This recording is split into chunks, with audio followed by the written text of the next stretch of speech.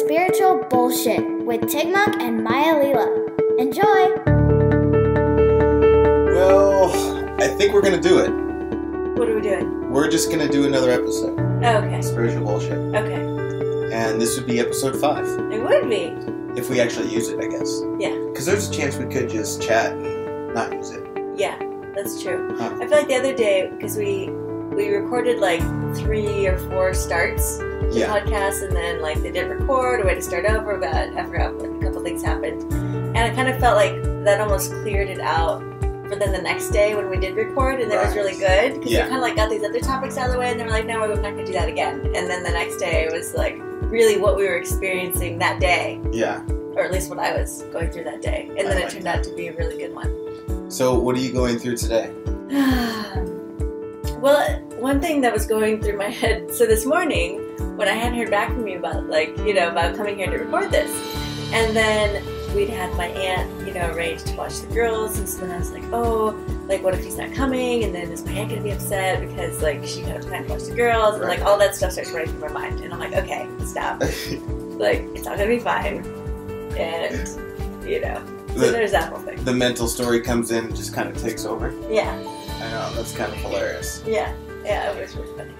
Which is funny, because you were actually kind of my alarm clock this morning. Uh-huh. We had made plans to meet up at 11. Uh-huh.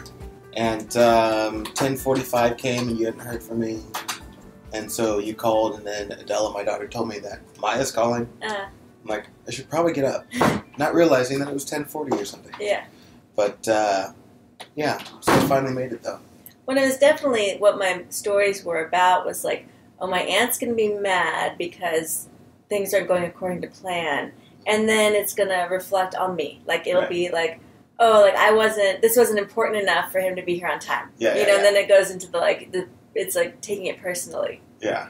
And I was like, okay, that's silly. You know, and so it's just so funny watching all those things that just come out of nowhere. Yeah. And I think for myself, too, when stuff like that happens, I go back to that watching space of, look at what's happening right now. Yeah. It's like there's the silence of the present moment, but yet there's this whole world being created about a deficient someone that might lose out on love. What a disaster that would be. Wow. But I guess that's what happens every time in the mind. Yeah. It's like events happen, and then the mind freaks out. And you have these characters in your story, like all the different people, and then you start giving them a script of like, oh, well, then they're going to say this, and then I'm going to have to say this, and then I'm going to have to explain or defend. You know, it's like this whole production in my mind with the cast of characters.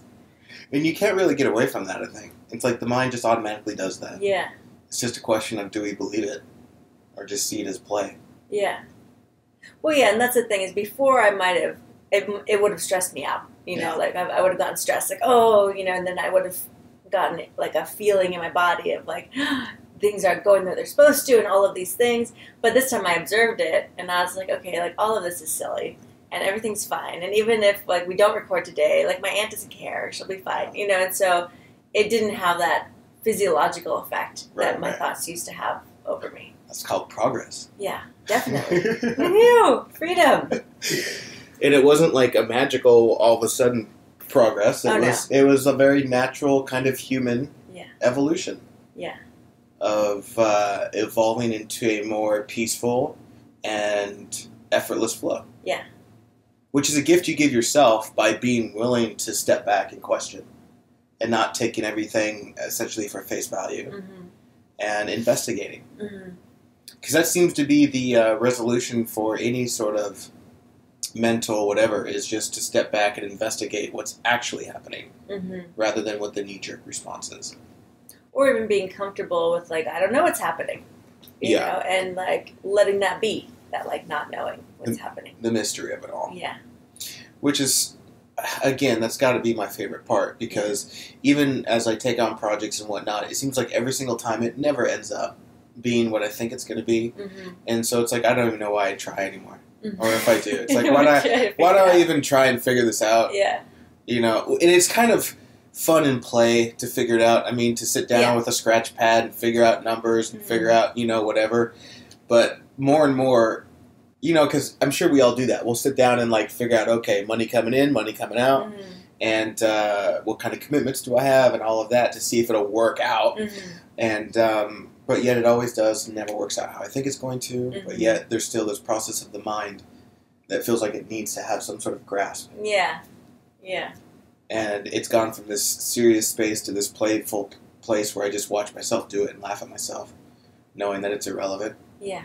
But yet it seems to calm the mind down a little bit. Yeah, I feel like definitely it's good to give the mind something to chew on or play with. Yeah. So it doesn't turn destructive. It's like a dog, like that you live at home in the house. And it's like if it doesn't have something to do, then they'll start chewing up the furniture. Yeah. Well, let's talk about the mind a little bit. That's one of my favorite subjects. From my experience with the teachers that I've kind of focused on early on, you could say it was like Adyashanti, Mooji, Anthony DeMello. Did you ever hear of him? Yeah. And then Alan Watts. Even though Alan Watts is a little bit different than all those other guys, I really appreciate his flavor. Is Anthony DeMello, is he heart-centered? I know that he's written some books, and I've listened to him a little bit. What's his background? He was a Jesuit priest. Okay. And I think he died in the 90s. Or 80s. Late 80s. I think. But I came across a couple of his books, but was really just kind of fascinated with his audio. He had, one of those like 10-hour whatever sessions. And I would just go hiking and listen to that constantly. It was really nice. But the fascination with the mind for myself was coming in to realize the dualistic nature of thought. Meaning that for one thought to have any sort of validity, it has to be compared to another thought. And so there's no one thought that can stand on its own as like any sort of truth. Okay. It's always got to be compared. Hence the duality. Yeah. It's like words too. Yes, same thing. It's like for something to be big, the idea of big, it has to find something that it thinks is small to validate its existence. Yeah. But as soon as you change the comparison, then it's no longer that anymore. And it's like in the most real way, the idea or the label can never be true.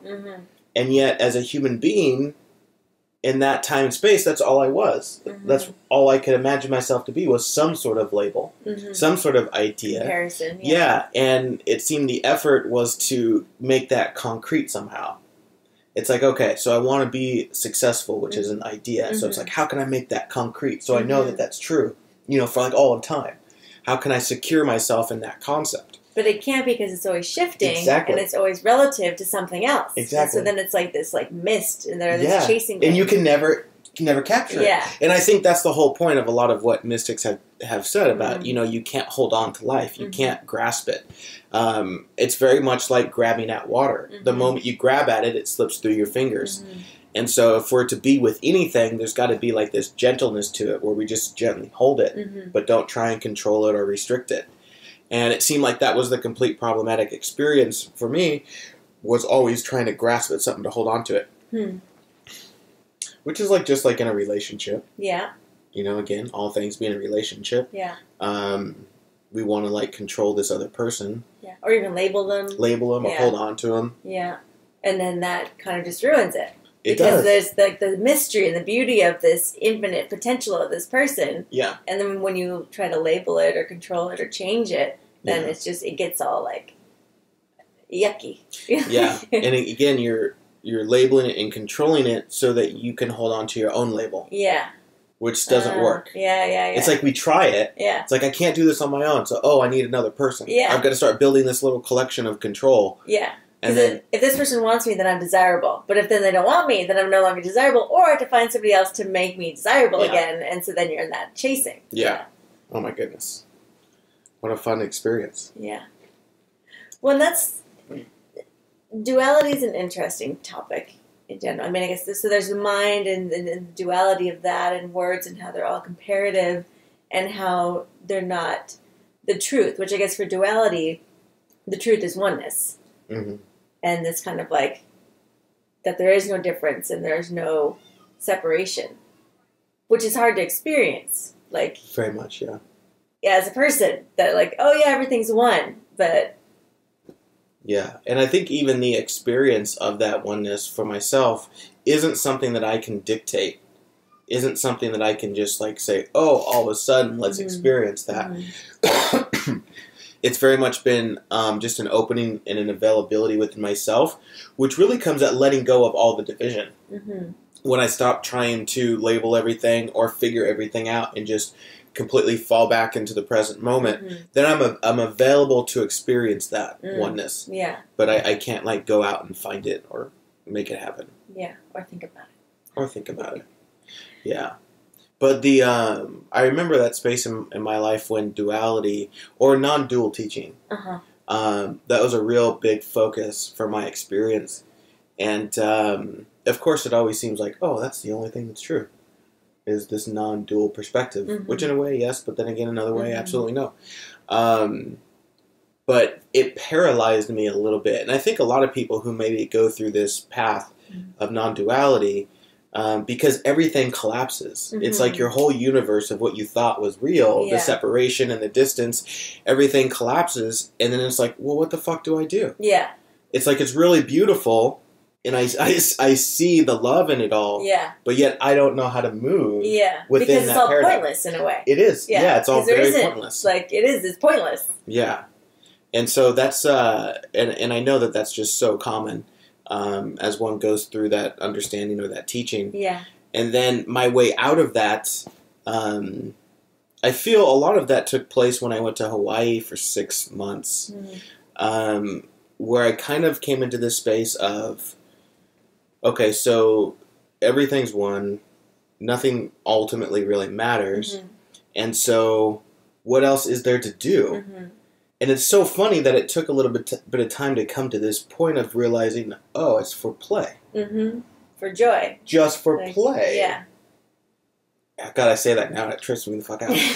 But it's like, yeah, so what else could I possibly do? And then, okay, so if it's for play, then it's like, okay, well, what do I do with the ego? What do I do with these tendencies to hide and all of that? And it's like, well, that must be for play. Somehow, so you eliminate the seriousness of the hiding, then the hiding isn't so prevalent anymore. It's like, I don't feel like I need to go and hide from nothing. Yeah. It's like, so I can just move into this space of allowing the ego to be whatever the ego is, without taking it seriously, without trying to protect it. And I found myself becoming much more animated, I guess, and just overall playful in my expression. So just say you're even more authentic in a way? The ego self? Yeah, definitely to the ego self. Yeah, because I became much more in my own personality. Yeah.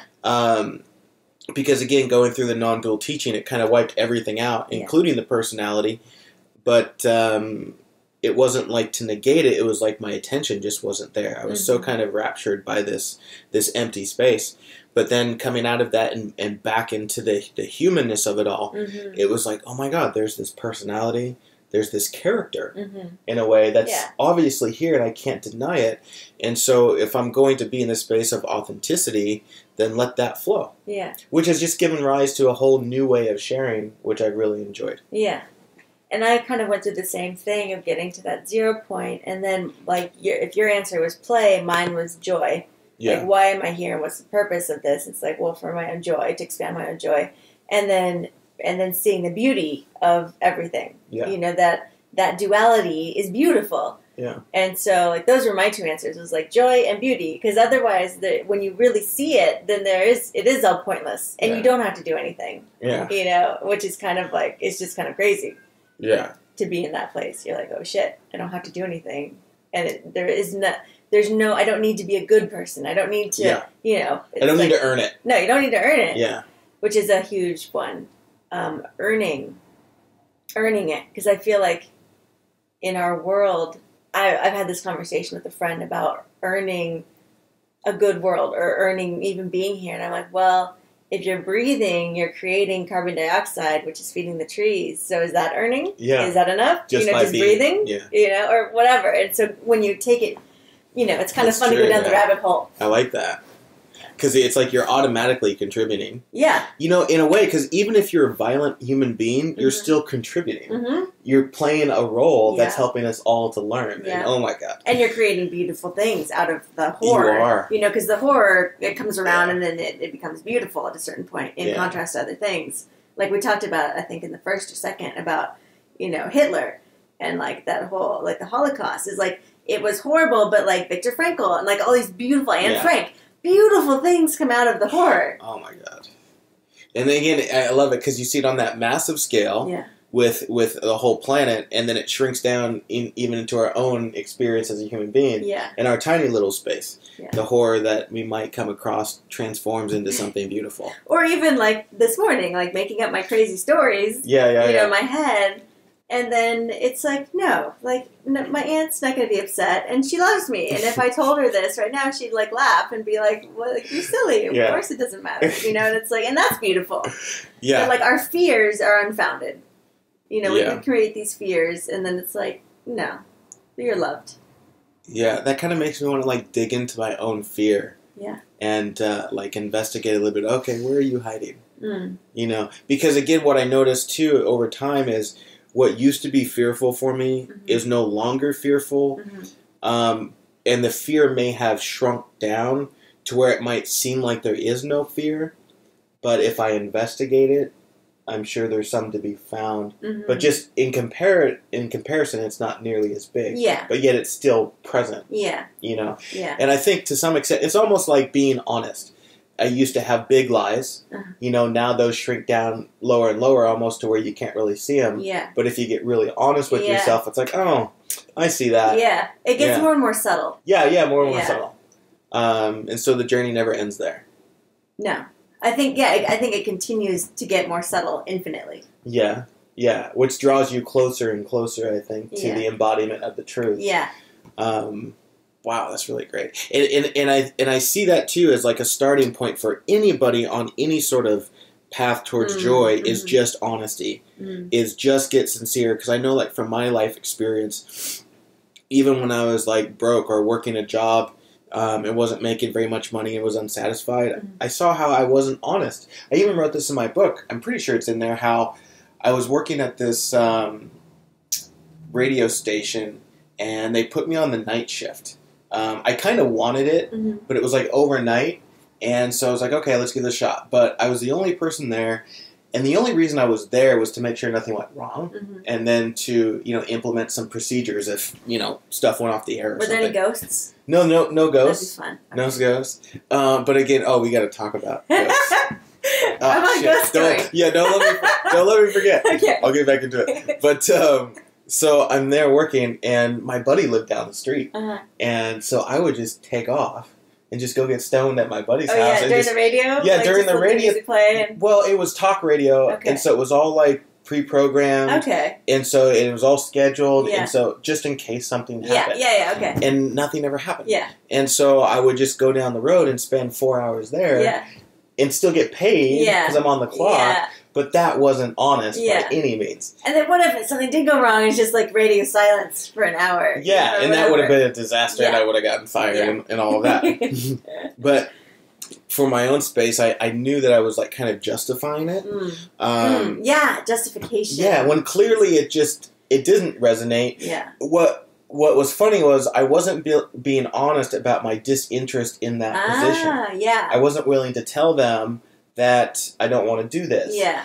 Which is funny because eventually I did tell them that, and they said, "Oh, that's perfect because this person wants to do it." Right? Yeah. And I got a better time slot. Nice. But while I was doing that, and I think it went on for a month, I started having all of these crazy experiences where I would just like lose money and shit, or like lock my keys in my car, lock myself out of the house, and I'd have to like pay money. Yeah. To, you know, get myself free or whatever. Yeah. And I actually sat down and I added up all the hours that I stole and how much bullshit I had to deal with financially. And it was like almost to the dollar amount that I was stealing, and then life was taking back somehow. Which is amazing, because some would be like, oh, that's karma, but is it karma, or are we creating that because we are not in alignment with our truth? And I think that's exactly what it was. Yeah. And it was such like a playful lesson too, because it was like I saw it like right in front of my face, how by the energy that I'm putting out, by not being honest and withholding from my highest, life was giving me a direct reflection of that in other areas of my life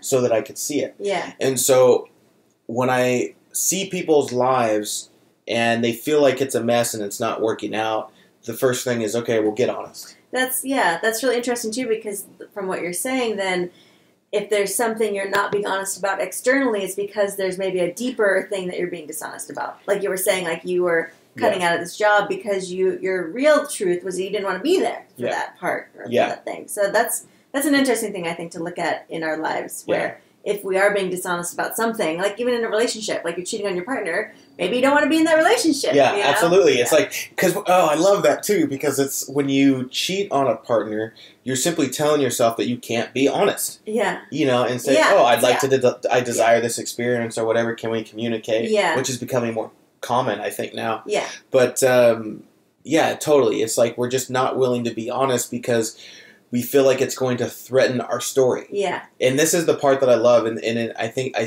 see it as like the ultimate challenge is to sacrifice your imagined story of self for the sake of truth. And I think that's what sacrifice is turning away from the illusion of who I think I am or think I'm not and return to what's actually happening. And that's kind of like a path of embodiment, is just being sincere. And the word sacrifice it's related, the root to being sacred. So it's like to make sacred. So we think of it as negative, like I'm sacrificing, but you're actually bringing it back to wholeness and making it the sacred thing. And that's just telling the truth. Yeah. Because then it's oneness. It's easy. That's so simple. It's so easy. Damn it. Okay, ghosts. Did you want to talk about ghosts? Well, it was funny because you brought it up, and it reminded me of this experience where I was sitting in my office upstairs. I was by myself. It was late and dark, and I heard a noise. And immediately, I was in this space of investigating what's really happening. Yeah. Because I knew the possibility of, whatever the fuck. Because I had, 3 daughters living at the house, and they're all scared as shit all the time because they're watching movies that are freaking them out. And so they're way more susceptible, to such things.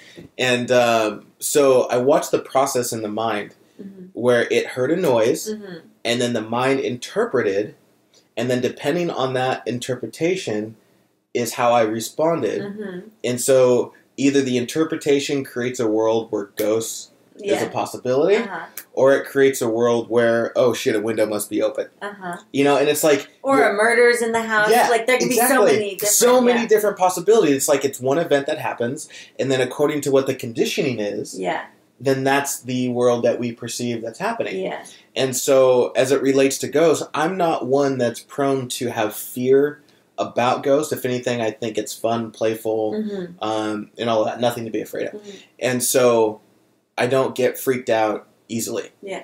But, my daughter's completely different scenario. It's like, if we come home from somewhere and the house is dark, it's like they need somebody to go in and do a complete sweep. We need to make sure there's no bad guys in here. Which is probably exciting for them. Yeah, it is. It's all play, And then from my perspective, too, it's like I can play, play too. Yeah, and so it's a fun dynamic. Yeah.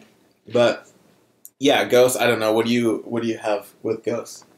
Well, the thing that springs to mind is I lived for a month in a house in Ashland, and it was over 100 years old. It was a bed and breakfast.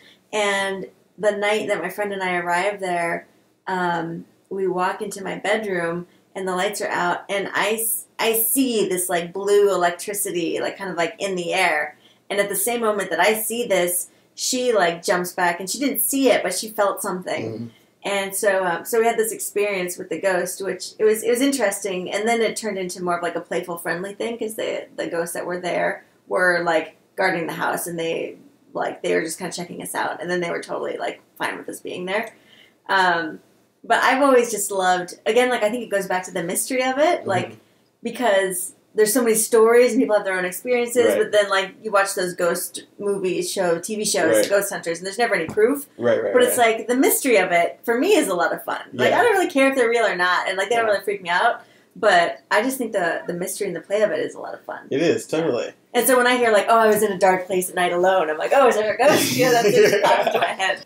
I do like the thing about the mind, though, about how we're like writing plays in our mind. Yeah, and it's all allowed, and it's not really an issue of is it real or not. It's just that's what the projection is. Yeah. Oh, I remember now. I had a friend up in Washington who had a near-death experience and did the whole, dying and came back, and then when she came back, all of a sudden she could see dead people everywhere, ghosts everywhere. And it really freaked her out because it was all like disfigured and not pretty. Yeah. And so, in this, it kind of like confirmed an assumption that I had about the whole experience with scary ghost situations, which was the scariness is a reflection of how we're seeing it. Yeah. And so, and this is what she kind of confirmed for me was, as she observed them, they were scary because she saw them as scary. Yeah. Because it was, new for her. She didn't know how to do whatever, and then plus the conditioning that's in play. Yeah.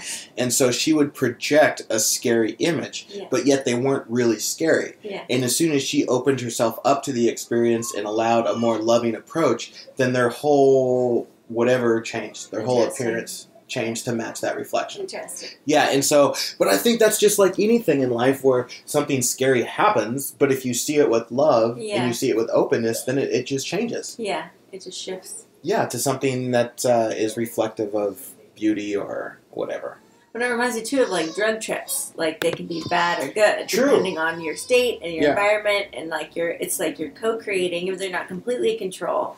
Yeah, and I feel like that's kind of like life too, where there's like it can go down different paths, and again, it's dependent on your perception and your projection and all that stuff. Yeah, true. But again, I love that that's just a truth. Yeah. Or to see that my mind is the thing that's making this real or unreal. Yeah. That it's not really happening out there. That this is all being contained within what I am. Yeah. Which is the greatest gift. That is great. The kingdom of heaven is within. I love how we jumped around from the mind, and then we're talking about ghosts and shit. And authenticity and fear. Yeah. Honesty. Honesty. Yeah. That part, God, it's like, if there's anything that pisses me off about the journey, it's that. But that's only natural. What pisses you off? That there's nowhere to hide. And I guess it doesn't piss me off, but I see how it pisses off the play of ego. Of how, because... that you can't be safe. Like, you can't, there isn't anywhere to go. Yeah, like, there's nowhere to hide. Yeah. And it's like, it's just all out there. Yeah. And if you want to be in alignment with joy or just your authentic power, then there has to be a degree of sincerity. Yeah. And honesty. Yeah. And vulnerability. Which is scary. Because then you're not being protected. Yeah, and so what are we trying to protect in that? In our efforts to be dishonest, and I think it's great with the example of like cheating. Mm-hmm. It's like the honesty is there's something in me that desires an experience, and I feel like if I'm honest about it, then it's going to jeopardize my story. Mm-hmm. It's going to jeopardize my identity, which is wrapped up in my current partner or whatever, and so I don't want to lose that. Yeah. But yet I still want to have this experience. I remember reading somewhere a long time ago that the only reason a person lies is because they're afraid they won't be loved. So it's the same kind of thing of that's perfect. Yeah, feeling like you're going to lose love or lose anything, but it comes down to love. Yeah. Well, that sums it up really nicely. Yeah. Yeah, I think it was Araya Mountain Dreamer. She's an author and a poet. And she was one of the first people I ever saw that had a spirit name, and I saw her name on a book, and I was like, oh, like, that's flaky, right? Mountain Dreamer? Like, come on. And, one of those names. And it's interesting because, and I was young, but I just never heard of anybody with a spiritual name. Yeah. And so it's interesting how I've seen how my own judgments and perceptions have evolved over time, especially as you study a lot of spiritual stuff and just, in general, like, expose yourself more to the world, you see how your own judgments like fall away, or you disprove them to yourself, or whatever. Because now I have a spiritual name, and a lot of things that I used to think was crazy, now I'm just like, oh yeah, like maybe it's true, I don't really think very much it's crazy anymore because I'm like, that's true. Like, I don't know if it's crazy or true or not. Yeah, and then I mean, within just the cosmos that we live, and the infinite potential, it's like I don't know what the fuck is possible. Yeah, it's kind of like and I guess in a way, with the infinite potential and possibility, it's like even when I hear about things happening elsewhere, it's like I don't fucking know. No, exactly. With the media or like the ISIS terrorists, it's like that could be happening, or maybe it's not, and maybe somebody's just creating this, and we have no clue. Oh my god, we have no idea. Especially nowadays, it's so easy to create. And you can make video bullshit, and you can create proof. Yes, that looks really real. And it's not. Crisis actors and all sorts of shit. Yeah. And I heard like for the politics, like some Republican, Jeb Bush or something, they were hiring people to come to his lectures. I know, right? Yeah, so that's completely fake. You're like, oh yeah, people are supporting him. No, those people are all hired. Yeah, they're all paid. Oh my god! It's so funny, and it's what makes me just disregard the whole system. Yeah. I mean, I'm sorry. I understand from the human perspective that feels like it has to be informed, and you're a part of a country or you're part of a team. And if you don't care. Exactly. Then, but again, and it's for my own space. Yeah. And extending freedom to everybody else to believe whatever the fuck they want to believe. And play. If you want to play with politics, yeah, and that's totally fine. Yeah. But for my own space, I just can't buy it. Yeah. I can't buy the lie, or I can't buy even the projected reality of that. Which for a time I was really concerned because I thought, okay, well, I'm not going to be informed. I'm not going to know what the fuck is going on. Yeah. But when I checked out of that, and it's been, I don't know, 2-3 years of just really being checked out of the news, it doesn't fucking matter. No. It hasn't affected my life at all, other than not thinking about the shit. Exactly. People bring stuff up, and I'm like, I don't know what you're talking about. Yeah. But, yeah. Yeah.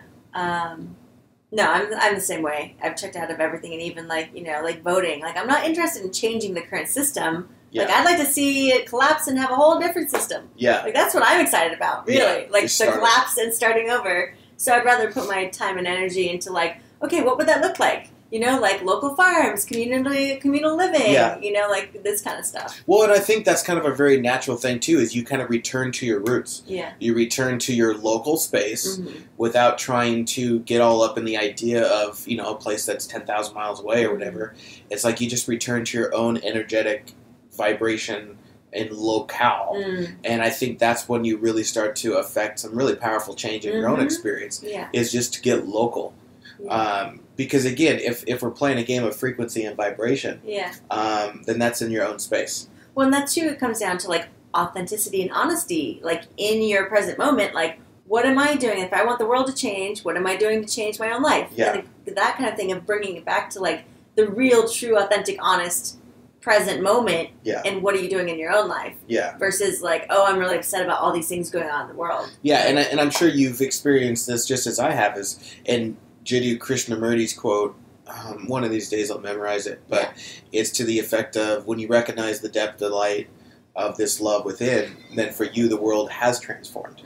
And I know that's been one of the biggest things for myself, is looking at the chaos in the world and seeing all of the injustice or whatever, and then thinking the whole world has to change before I can finally be at peace.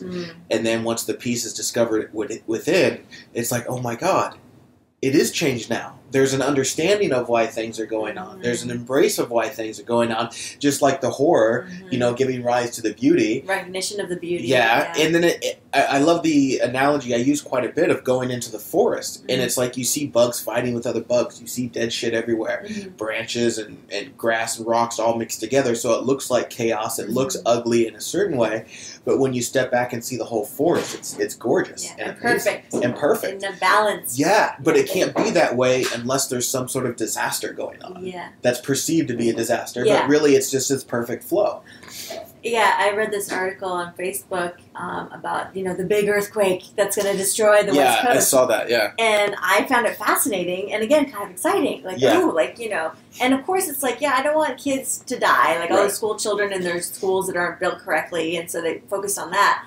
But it's like, all these people are going to die, anyways. And so I feel like, in general, we just kind of gloss over that. Like, we don't want people to die. And it's like, well, everyone's going to die. Yeah. Like, that's the honest happens. truth. That happens. Everybody's going to. Yeah. And so instead of freaking out about trying to save everybody, like, why not do what brings you joy? Yeah. What makes you happy? Yeah. Yeah, it's like you can take that into advisement. But, even with that story, because I saw the same thing, and when you start getting into this idea that we know what the planet is doing, or what it should be doing. Yeah, right. It shouldn't do that. Yeah, the planet isn't on schedule. Yeah. It's overdue for an earthquake. Yeah. But from the planet's perspective, I don't think it's overdue or underdue on anything. It's just perfect timing. Yeah. It's a conscious thing that's, doing what it needs to do. Yeah. And so the human mind comes in and starts putting on these expectations that says, oh, we know. Yeah. Because we're the experts. Well, and like the forest analogy, there's so much energy that goes into fighting the chaos chaos or stopping it from happening. And it's like, no, it's all part of the perfect, beautiful balance. The death is part of the life. But there's so much energy put on fighting that. Yeah, and to controlling avoid it. And which again can only be a reflection of our own, our own unwillingness to die. That's a good point. Because of everything that we're holding on to. And again, that's the big message here, is that everything that we feel is so wrong out there is something that we feel is wrong in here. It's when we limit the self, then we limit the world. If you release the self, then you release the world. And then you enter into that space of play. But any problem we see out there is a problem we see in here. And I think that's when the world starts to transform, because you heal yourself, and then there's the healing over the whole planet, which again is so fucking weird, because it's literally like the whole planet becomes healed. It's almost like everyone wakes up. Oh, and I think it's a perfect analogy of the stories of like the second coming of Christ, or whatever that is, the new world or whatever. It's Christ like, consciousness. we're waiting for some moment where everybody enters this space and everything changes. But from my perspective, I can't really like trust that, like, oh, on this such and such date it's going to happen, or it'll happen in my lifetime. Christ is coming back.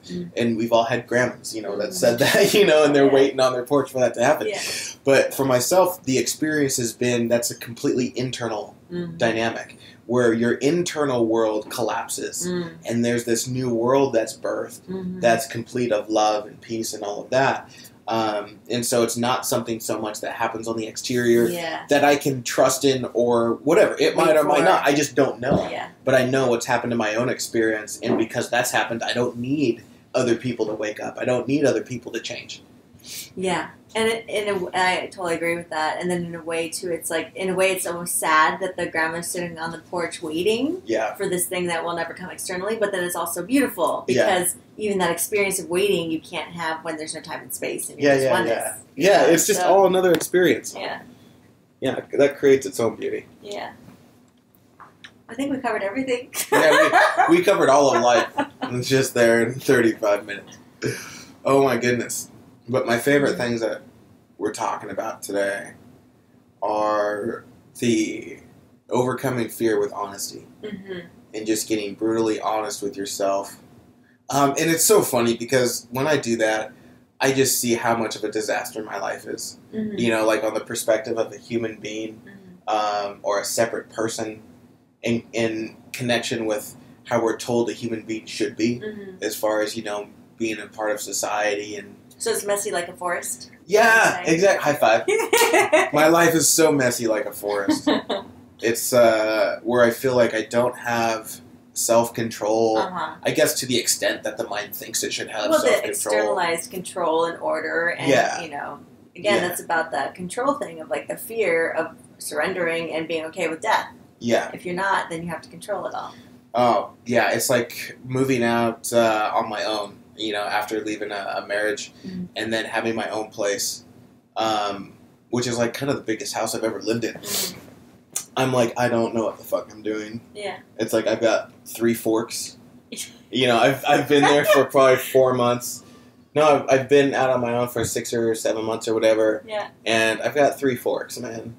And all my. But how many forks do you need? Well, see, and that's part of it. It's like, and that's why I haven't gone out and gotten a big set of silverware or whatever, because. When people come over, somehow we figure it out. This person's using the spoon today. But it's just funny how disorganized I am in that context. Like being able to just be a separate human being. I don't know. I feel like I'm not very good at it. Which is a judgment, comparing it to something exactly else. How it used to be at the beginning. With, having somebody there to kind of manage that dynamic, of a home life. But I find for myself, I'm just not good at it. But again, I don't really care, because I'm not really interested in being good at it. And so, if I go into that space of judgment, it's like, but am I really into that? Do I really feel like I need, a nice drawer full of silverware, or a nice organized space where laundry isn't everywhere? Because what I find is my laundry room just kind of becomes my closet. Which is actually rather efficient. Isn't it? It's like kind of practical. Why not have your closet in your laundry room? Instead of carrying things and moving them around the house and folding them. Yeah, the top of the dryer is my sock drawer. Yeah. And that's just very practical. But if my mom saw it, she might freak out. And she's like, what is going on here? But again, because it's comparing it to what it should look like. And, like, again, it's that comparison. And I think that's the part of the difficult time we have being a human being is we're looking at everybody else's life and saying, oh, that's how you should do it. Yeah. And then we try and make ourselves be that way, and it doesn't work. No. It's just like making yourself be organized. I grew up, and I was, like, playfully chastised as a kid for having a messy room. Oh, me too. I was lazy. And it's like I would not get Christmas presents because my room was messy. I would, like, in my stocking, I would get Polaroid photos of my messy bedroom. Really? Instead of coal. Yeah. I know. Yeah. And it was this thing that I had going on with my mom. It was like this constant struggle where, you know, she really felt like I needed to be organized and clean like everybody else in the family. My sister was super organized. My dad's like off the charts organized. And a classic story there is I would like go into his room, open his sock drawer, and turn a sock, you know, 60 degrees to the right, and he'd know about it, you know? And so I was like a total black sheep in that environment, but yet to me it felt okay. Yeah. Because I knew where everything was. Yeah, exactly. That was my argument with my mom, too. Yeah. Like, I had a messy room, but, like, I knew where everything was. It wasn't like I was, like, always searching. Yeah. And I liked seeing everything. Yeah. Like, I liked seeing everything at once, which meant that it was all over the floor. And she didn't like that. But I later realized that I'm actually more of a minimalist. Like, I'd rather have minimal things so that the clutter doesn't accumulate. And I had so much stuff as a kid that it was just, like, overwhelming. Yeah. And what I wanted was just, like, empty floor space, but I had furniture and all this other stuff. And so now in my life, like, I have little piles now of clutter, but I've really gotten rid of most everything so that it's not, you know, it's just simplified it. And so I can still be messy, but it's not totally messy. Right. Because it's just smaller. Relatively. For your experience, it's not messy. Yeah. But I love how somebody else can come in and say, what the fuck is going on? Oh, here? yeah, That's totally. way messy. Yeah. Yeah. That's so classic.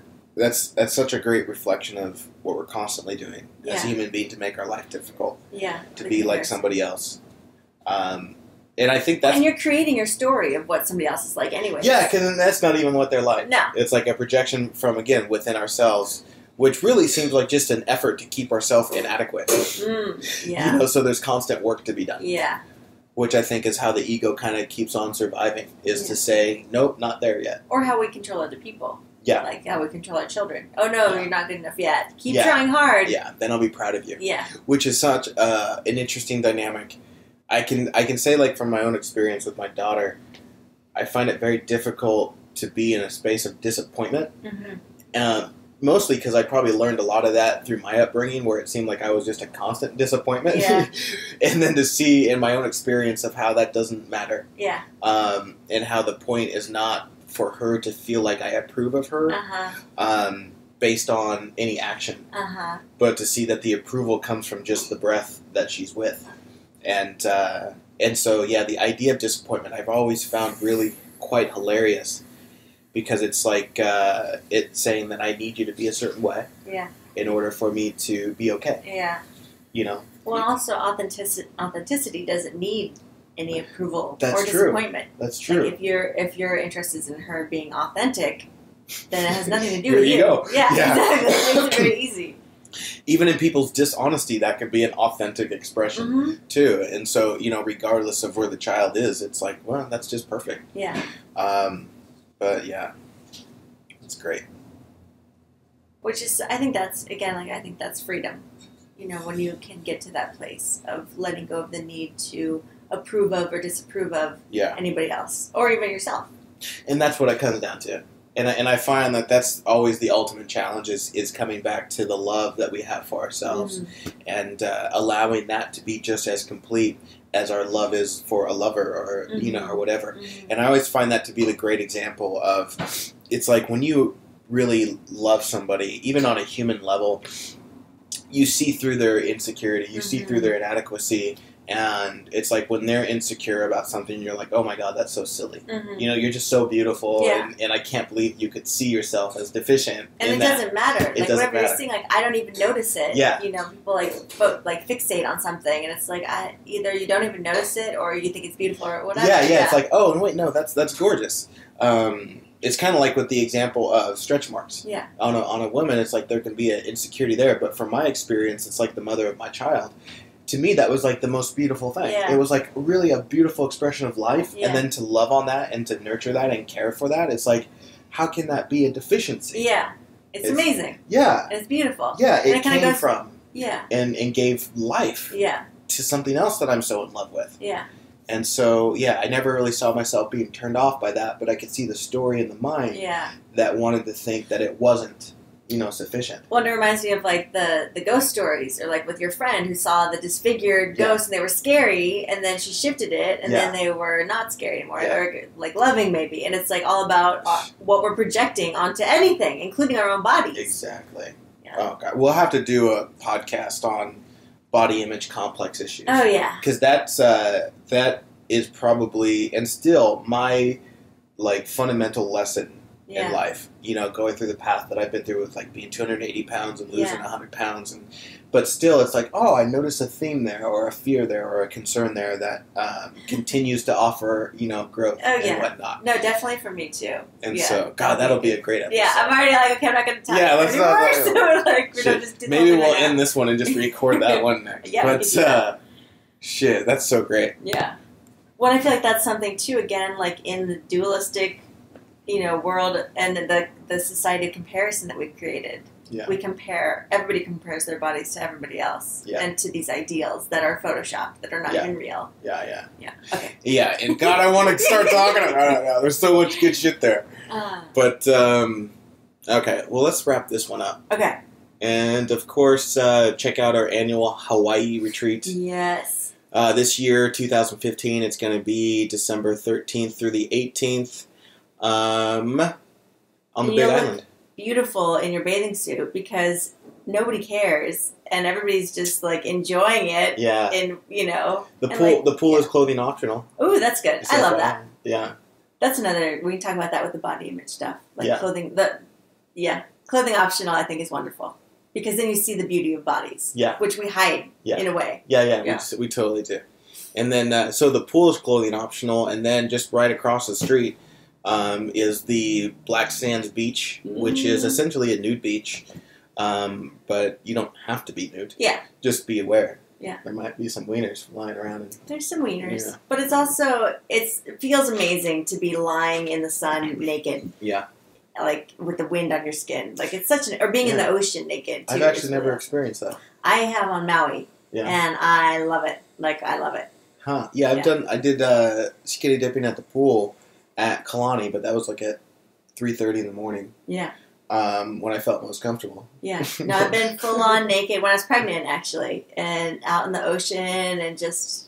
Oh, that's such a beautiful experience. Yeah. I can just imagine that, baby inside of you and just embracing the naturalness of everything. Yeah, it was nice. Holy shit. All right, well, check that out. The Hawaii Retreat, tsb81.com/Hawaii. And other than that, anything else that we need to mention? This was totally spontaneous. Yeah. Like, we met up today to do a different podcast for the School of Moving. That's right. We were going to do something else. Yeah, we were totally going to do something else.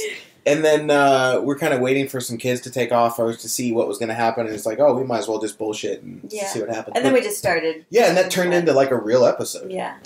Awesome. So authenticity, honesty. I like that. I really like that thing about, like, looking at what you're not being honest about in your life and then seeing what else is underneath that that you're not being honest about. Yeah.